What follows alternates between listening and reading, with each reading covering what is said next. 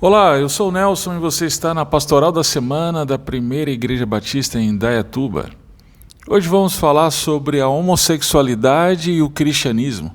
É possível ser gay e cristão? No último domingo, São Paulo sediou mais uma edição da Parada Gay. Esta foi a 28ª edição e teve como tema Basta de negligência e retrocesso no legislativo. Vote consciente por direito da população LGBT. O tema é interessante e merece atenção. Acho particularmente curioso o estreito relacionamento desse evento com as pautas de esquerda, tanto que dentre as estrelas presentes desse espectro político, destacou-se Guilherme Boulos e, em contrapartida, fez-se notória a ausência de políticos de direita como Ricardo Nunes e Tarcísio de Freitas. Entretanto, esse vai ser assunto para uma outra conversa. Hoje eu quero me ater a uma temática que foi posta na Avenida Paulista na Parada Gay de 2017. Independente de nossas crenças, nenhuma religião é lei. Todas e todos por um Estado laico. Segundo o portal G1, Anitta disse antes de se apresentar: suas crenças religiosas não têm a ver com a sua orientação sexual. Acho importante que todos aprendam a respeitar as diferenças do outro e a liberdade das pessoas. Esse discurso está concatenado com a cultura woke, que é hegemônica nos meios de comunicação. A palavra de ordem é tolerância.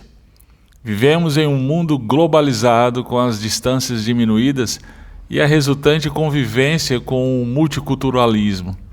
Diante dessa diversidade de culturas, a cultura woke acredita que é necessário a revisão de valores e padrões morais daqueles cuja forma de pensar seria uma ameaça à pluralidade.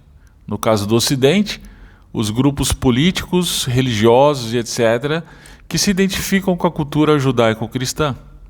Com isso, os padrões tradicionais que impedem a agenda pluralista são vigorosamente atacados e, entre aspas, desconstruídos. Um exemplo disso é o conceito de amor. Este é subjetivamente e intencionalmente atrelado ao de tolerância. Ou seja, para essas pessoas, amar significa concordar com o relacionamento homoafetivo. Aqueles que não aceitam são tidos como intolerantes, arcaicos, retrógrados, fundamentalistas. Aliás, até mesmo alguns pastores e igrejas evangélicas já embarcaram nesse tipo de discurso, infelizmente. É evidente que o cristão não é homofóbico. Isso iria diametralmente contra os princípios que o próprio Cristo nos ensinou. Por isso é totalmente inaceitável os maus tratos físicos ou morais a pessoas que se identificam como homossexuais. Acontece que para o cristão, fé e sexualidade têm tudo a ver. Jesus citou Gênesis e mostrou que estava de acordo com a visão heterossexual e monogâmica do casamento. Veja Mateus 19, 5. Por esta razão deixará o homem pai e mãe e se unirá à sua mulher, tornando-se os dois uma só carne.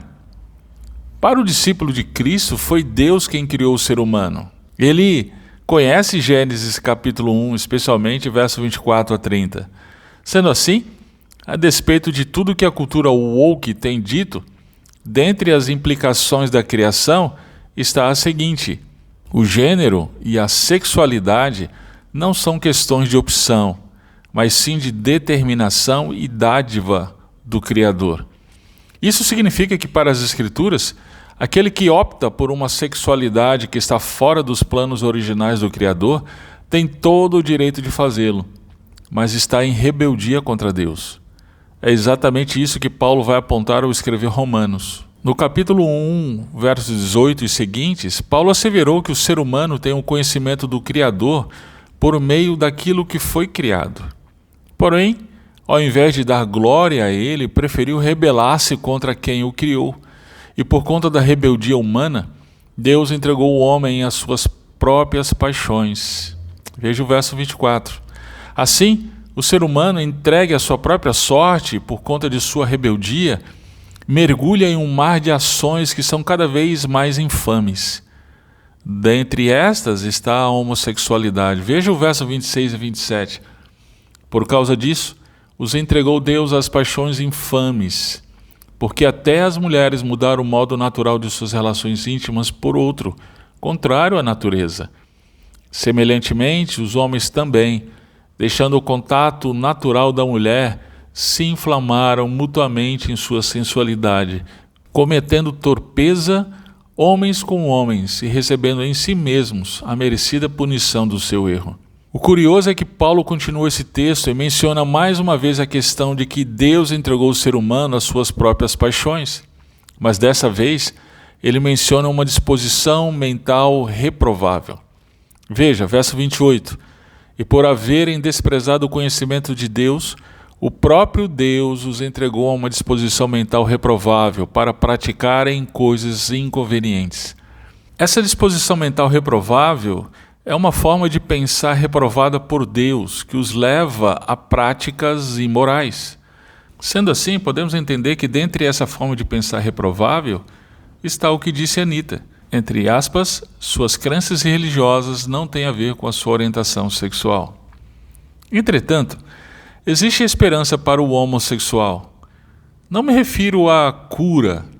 O termo é próprio para doenças e homossexualismo não é doença. De acordo com as Escrituras, trata-se de mais uma manifestação de rebeldia contra o Criador. A esperança está no próprio Cristo. Claro, não na releitura do Cristo que o movimento LGBTQIA+, de forma arbitrária, quer incutir na cabeça das pessoas. Basta ler os evangelhos e notaremos que amor, paz, unidade e a tolerância que Jesus pregava estavam sujeitos à verdade. O amor de Jesus às pessoas não o impedia de dizer-lhes a verdade, apontar-lhes o erro e denunciar seus pecados. Muito pelo contrário, por conta do verdadeiro amor é que Jesus disse a verdade. Jesus impediu que a mulher pega em adultério fosse apedrejada cruelmente. Todavia, não deixou de confrontar o pecado dela. Ele disse em João 8,11, vai e não peques mais. Ele não disse, não se preocupe com isso, sua fé não tem a ver com sua sexualidade. Queridos, a esperança para os homossexuais está no Cristo de Romanos 5,8. Mas Deus prova o seu próprio amor para conosco, pelo fato de ter Cristo morrido por nós, sendo nós ainda pecadores. Esse Cristo não morreu por bonzinhos, mas por rebeldes. Todavia, uma vez que estes o recebem, são transformados em filhos dispostos a honrar o Criador, inclusive com sua sexualidade. Bem, se você acompanhou a nossa reflexão até aqui e tem algum tipo de experiência homossexual, oro para que Deus o leve a entender que o princípio da mudança não está em aceitar a homossexualidade, mas em aceitar que ela é manifestação da rebeldia do coração humano contra o Criador. E a única maneira de ser um verdadeiro cristão é se arrepender e receber o perdão oferecido pelo sacrifício de Cristo. Gay cristão? Não. Cristão. E por isso, ex-gay.